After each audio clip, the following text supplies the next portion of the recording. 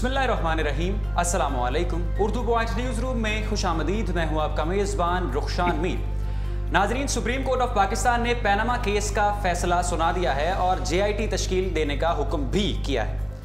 Panama case का फैसला आते ही मैं हैरत अंगेज़ बात ये हुई कि जो पेटिशनर्स थे, जो दरख्वास्त गुजार थे और जो मुल्ज़िमान थे, दोनों की जानिब से मिठाइयाँ बंटने लगीं, एक दूसरे को मुबारकबाद देने का सिलसिला भी जारी किया गया। मगर साथ ही साथ पाकिस्तान तहरीक इंसाफ के चेयरमैन इमरान खान ने आज सुबह ये ऐलान किया है कि अगले हफ्ते बरोज़ जुमे को इस्लामाबाद में जलसा देंगे। तमाम अपोजिशन जमातों को अपने साथ मिलाकर ये मुतालबा करेंगे कि वज़ीर आज़म पाकिस्तान मियाँ मोहम्मद नवाज शरीफ साहब मुस्ताफ़ी हो जाएँ, वो रिज़ाइन दे दें, वो इस्तीफ़ा दे दें। पाकिस्तान मुस्लिम लीग नवाज़ के बहुत से रहनुमा ये सवाल कर रहे हैं कि हमने इस्तीफ़ा धरने के दिनों में नहीं दिया, लॉकडाउन के दिनों में नहीं दिया, तो अब जबकि सुप्रीम कोर्ट का फैसला हमारे हक में आया है, फिर हम इस्तीफ़ा किस बात की बिना पर दे दें? हम JIT का सामना करेंगे, JIT में पेश भी होंगे। सुप्रीम कोर्ट ने JIT के लिए 11 सवालात रखे थे जिनको जानना बहुत अहम है। आप अपने स्मार्टफोन्स और लैपटॉप्स की स्क्रीन्स पर भी देख सकते हैं और मैं आपको सुनाता हूँ। सवाल नंबर 1, गुल्फ स्टील मिल्स कैसे बनी? मिल्स के वाजिबात का क्या बना? सवाल नंबर 3, इसका पैसा जद्दा, कतर और बरतानिया कैसे पहुंचा? गल्फ स्टील मिल्स को बेचना क्यों पड़ा? सवाल नंबर 5, नौउमर हसन और हुसैन नवाज के पास फ्लैट्स खरीदने के वसाइल कैसे थे? सवाल नंबर 6, कतरी खत हकीकत है या अफसाना? कतरी खत के हवाले से कल सुप्रीम कोर्ट का जब उन्होंने फैसला सुनाया, फैसला सामने आया, तो उसमें यह भी कहा गया कि कतरी खत ने नवाज शरीफ के केस को जिस कदर नुकसान पहुंचाया है, किसी और चीज़ ने नहीं पहुंचाया। सवाल नंबर 7, हुसैन नवाज ने वालिद को करोड़ों रुपए तोहफे में कैसे दिए? सवाल नंबर 8, तोहफे के लिए सरमाया कहां से आया? सवाल नंबर 9, नेल्सन और नेस्कॉल का हकीकी मालिक आखिर कौन है? सवाल नंबर 10, ऑफशोर कंपनियों के सर्टिफिकेट्स फ्लैट्स में कैसे आए? सवाल नंबर 11, हिल मेटल कंपनी कैसे वजूद में आई? ये 11 सवालात हैं जो JIT, जिसमें MI military intelligence, state bank of Pakistan, Pakistan Muslim League Nawaz के सरबराह नवाज शरीफ और उनके बच्चों समेत आला ओहदेदार भी शरीक होंगे, और JIT में जो अफसरान होंगे, 19वें ग्रेड के अफसरान या 16वें ग्रेड के अफसरान, वो सवालात करेंगे और वज़ीर आज़म पाकिस्तान मियाँ मोहम्मद नवाज शरीफ साहब उनके जवाबात देंगे। सबसे पहले तो आज अपने प्रोग्राम में गुफ्तगू करेंगे कि पाकिस्तान तहरीक इंसाफ की हिकमत अमली क्या होगी। क्या वो धरना देंगे?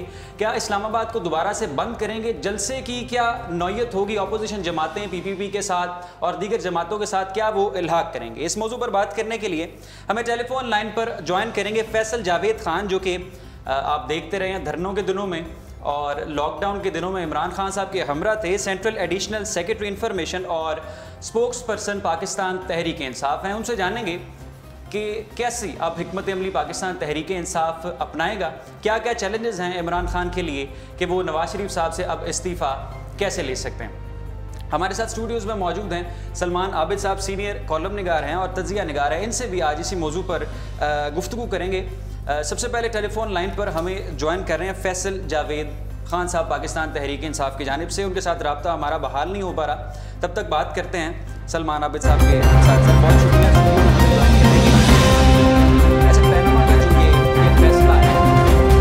तहरीक इंसाफ भी खुश है, वो भी खुशियां मना रहे हैं, और पाकिस्तान मुस्लिम लीग नवाज़ भी एक दूसरे को मिठाइयाँ बांट रहे हैं। शेख रशीद साहब हैं, आसिफ अली जरदारी साहब हैं, उनके बयानात भी नवाज शरीफ साहब के ख़िलाफ़ हैं और इमरान खान साहब के हमरा हैं। आप क्या समझते हैं, ये क्या फ़ैसला ठीक आया इसका?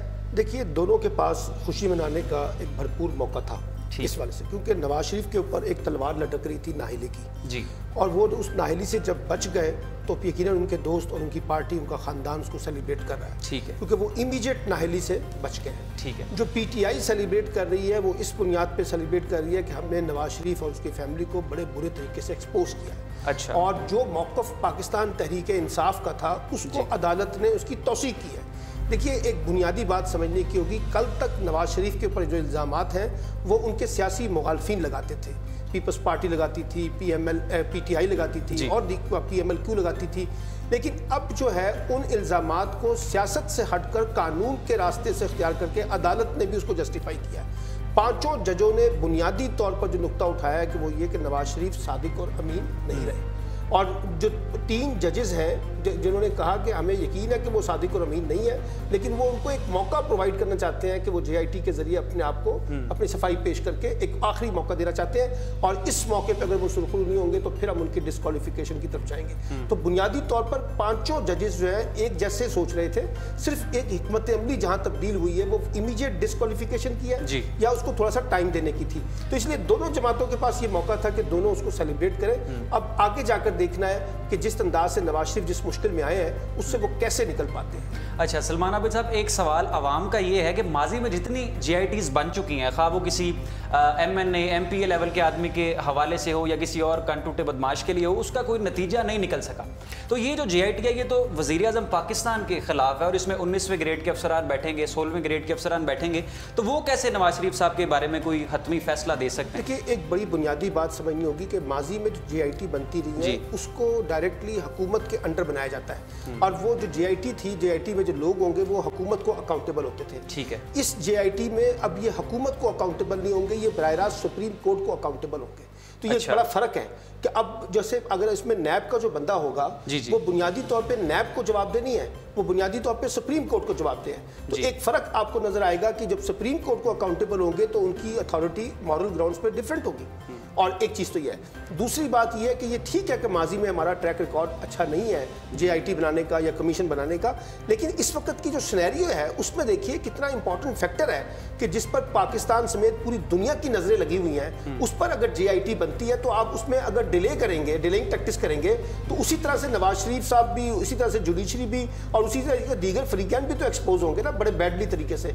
तो इसलिए मैं समझता हूँ कि जो JIT है ये अब बड़ा मुश्तस्त केस है पाकिस्तान के लिए कि आपको वो प्रूफ करके बताना है आइदर नवाज शरीफ साहब जो है वो करप्ट है और आइदर इज नवाज शरीफ साहब इज ऑनेस्ट मैन। तो ये अब आपको JIT के जरिए पता चलेगा। ठीक।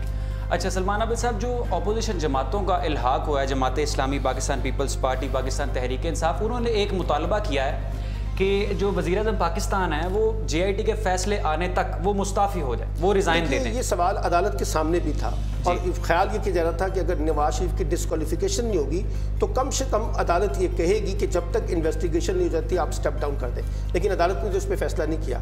अब ये सियासी जमातों का हक है कि वो ये मुतालबा कर सकती हैं, क्योंकि दुनिया के मुहज़्ज़ब मुल्कों में होता यह है जब कोई बंदा बराह रास्त किसी एग्जेक्टिव पोजीशन पर बैठा हो और उसके खिलाफ इन्वेस्टिगेशन हो रही हो तो उसे अपनी सीट से रिज़ाइन करना पड़ता है। लेकिन ये पाकिस्तान है, यहाँ तो ऐसा मुमकिन नहीं हो सकता कि लोग मॉरल ग्राउंड्स के ऊपर आकर रिज़ाइन करें और मॉरल ग्राउंड्स के ऊपर अपने इक़्तिदार को पीछे उठाएं। तो यहाँ तो एक डिटाई का मंजर है, उस पर बैठे हुए हैं। अब अगर नवाज शरीफ के मुकाबले में इमरान खान, जरदारी साहब और दीगर जमातें जिनके आपने नाम लिए हैं एक बड़ा प्रेशर बिल्ड करने में कामयाब होती हैं और नवाज शरीफ को एक मुश्किल सूरत हाल में 2-4 करके उन्हें सियासी तौर पर आइसोलेट करती हैं, तो वो जो रेजिग्नेशन का सवाल है वो उनको फिर एक भारी तरीके से डील करना पड़ेगा। भारी तरीके से डील करना पड़ेगा। एक और मुश्किल भी है इस वक्त पाकिस्तान मुस्लिम लीग नवाज की तरफ उनके लिए कि डॉन लीक्स की जो रिपोर्ट है वो पीर को पेश की जाएगी, और गुज़िश्ता हफ्ते चौधरी निसार वज़ीर दाखिला ने प्रेस कॉन्फ्रेंस की थी कि बहुत से अरकान का इस पर इत्तफाक नहीं हो सका, जैसे ही इत्तफाक हो जाएगा तो रिपोर्ट हम पेश कर देंगे। वो रिपोर्ट अब पीर को आएगी और बहुत से जो मीडिया ज़राए हैं, सहाफ़ी ज़राए हैं, बहुत से TV चैनल्स ये कोट कर रहे हैं, अखबारात भी,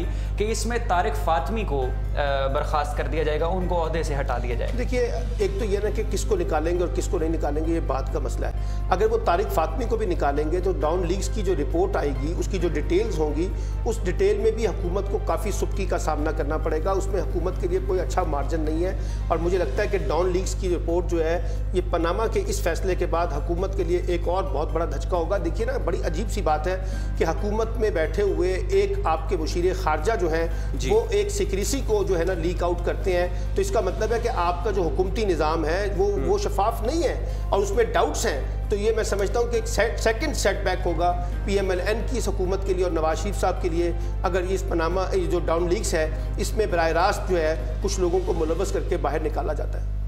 जी, हम रब्ता करने की कोशिश कर रहे हैं पाकिस्तान तहरीक इंसाफ के सीनियर रहनुमा फैसल जावेद खान साहब से भी, जैसे ही उनसे रब्ता बहाल होता है उनसे भी बात करते हैं और उनकी राय पाकिस्तान तहरीक इंसाफ का मौक़िफ़ भी इसमें शामिल करते हैं। तब तक सलमान आबिद साहब ये बताएं कि आपको ये क्या लगता है, जो सादा से अल्फाज में जो आवाम अभी जानना चाहती है, कि बहुत से लोग ये कह रहे हैं कि अब ये जब JIT बनेगी 2 महीने इसका फैसले में लगेंगे, तब तक रमज़ान आ जाएगा, उसके बाद ईद आ जाएगी, फिर छुट्टियां आ जाएंगी, फिर ये मामला अक्टूबर, नवंबर, दिसंबर तक डिले हो जाएगा और तब तक वैसे ही असेंबलियां डिसॉल्व हो जाएंगी और अगले इंतखाबात 2018 के इंतखाबात की अगर ये 60 दिन से डिले होगा जी तो इसकी बराह रास्त जिम्मेदारी जो है बुनियादी तौर पर सुप्रीम कोर्ट के ऊपर आयद होगी। अच्छा, क्योंकि सुप्रीम कोर्ट इसका वो नजर आ रहा है कि डिले होता नहीं, मैं कह रहा हूँ ना, अगर डिले होगा तो फिर सुप्रीम कोर्ट उसकी अकाउंटेबल होगी ना।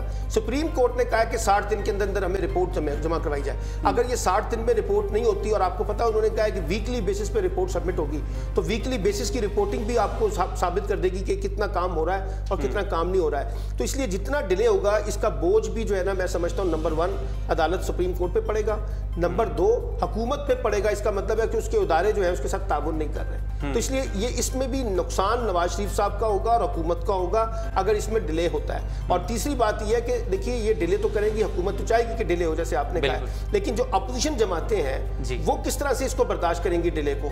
और जो आपका मीडिया है जो इस वक्त एक बड़ी पावरफुल तरीके से ऑपरेट हो रहा है, उसमें सोशल मीडिया भी है, उसमें जो बहस चलेगी उसमें जो कहा जाएगा कि 60 दिन आपने कहे थे, कहाँ गए वो आपके 60 दिन, कहाँ गई वो आपकी इन्वेस्टिगेशन, किसने की है, कैसे की है। और ये जो भी आपने 11 सवालात निकाले हैं, इसका जब हफ्तावार जी सुप्रीम कोर्ट, तो जब ये हफ्तावार इन सवालात की इन्वेस्टिगेशन होगी, इसका पोस्टमार्टम होगा, तो बहुत सी चीजें बाहर निकल के आएंगी। मैं नहीं समझता कि आज के इतने वाइब्रेंट किस्म के मीडिया में अब आप इन चीजों को डिले करके जानबूझकर ताखिरी हद में इख्तियार करके बाहर निकलने की कोशिश करेंगे। कर सकते हैं, लेकिन उससे फिर आपकी बदनामी होगी और लोग समझेंगे कि हुकूमत इस सारे मामले में रोड़े अटका रही है। हुकूमत नहीं चाहती कि एक शफाफ तरीके से इन्वेस्टिगेशन हो और सुप्रीम कोर्ट के ऊपर भी लोग सवाल उठाएंगे जैसे अभी लोग उठा रहे हैं। देखिए ना, मसलन मिसाल के तौर पे सबसे ज्यादा तनकीद जजों ने की नैब के सरबराह के ऊपर, लेकिन उसको कुछ नहीं किया गया।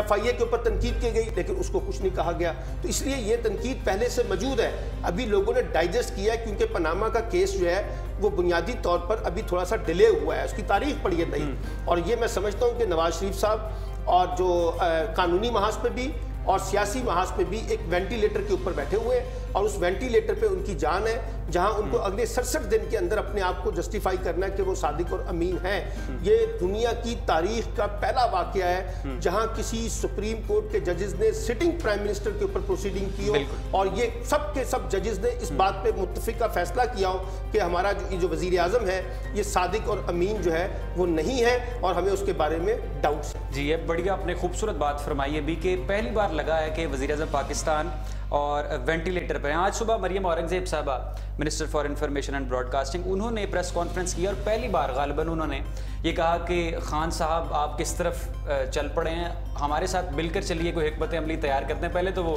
इमरान खान तुम पागल हो और ये वो इस तरह के बयान देते थे। तो अब ऐसा लग रहा है कि पाकिस्तान मुस्लिम लीग नवाज भी पाकिस्तान तहरीक इंसाफ की तरफ थोड़ा सॉफ्ट कॉर्नर। देखिए, एक बड़ी बुनियादी तब्दीली आई है जिसको हमारे दोस्तों को समझना चाहिए। जब धरना पॉलिटिक्स हो रही थी तो उस वक्त इमरान खान अकेले थे और उस वक्त सारी सियासी जमातें नवाज शरीफ के साथ खड़ी हुई थी। इमरान अकेला फेस कर रहा था धरना पॉलिटिक्स में। अब जो सिनेरियो बन रहा है उसमें इमरान खान अकेले नहीं होंगे। जैसे आपने कहा कि आसिफ अली जरदारी साहब ने जो लबो लहजा इख्तियार किया पीपल्स पार्टी की तरफ से, जो बात मुस्लिम लीग काफ कर रही है, जो बात अवामी तहरीक कर रही है, जो बात मुस्लिम लीग काफ कर रही है, जो बात जमात इस्लामी कर रही है, जो बात पाक सरजमीन पार्टी कर रही है, तो अब बहुत सी सियासी जमातें इसका इस्तीफे का मुतालबा करेंगी। तो नवाज शरीफ को लग रहा है कि हमें एक एंगेजमेंट की पॉलिसी इख्तियार करनी चाहिए। वो इनवाइट करेंगे क्योंकि उनको पता है कि इमरान खान जो है वो अपनी बात का बड़ा पक्का है और अगर वो कह रहा है कि उसको आखिरी हद तक लेके जाएगा तो वो आगे जाएगा, इसलिए उसको कूल डाउन करने की कोशिश की जाएगी। लेकिन मैं जितना इमरान खान को जानता हूँ, इमरान खान इसके ऊपर किसी किस्म का कूल डाउन नहीं करेंगे।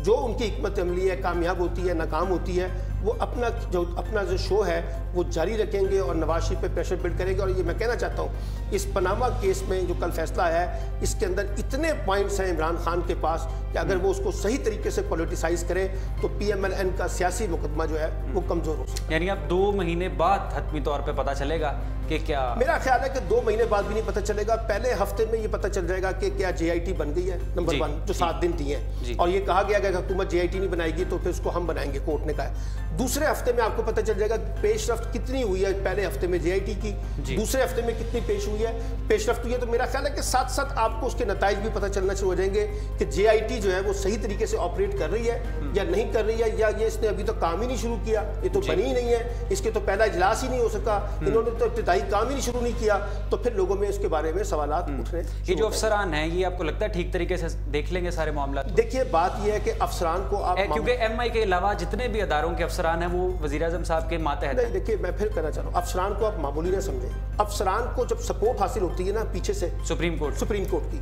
तो जब सुप्रीम कोर्ट उनके पीछे खड़ा होगा, उनकी पुश पे मीडिया उनको मॉनिटर कर रहा होगा, मीडिया उनको देख रहा होगा, तो वो जो अफसरान है उनको भी तो अंदाजा है ना। देखिए नैब कहती है करप्शन हुई है, अब आपके पास मौका है आप उसको साबित करें, ठीक है। FBR कहती है कि लोग टैक्स नहीं देते हैं, छुपाते हैं, आपके पास मौका आप साबित करें।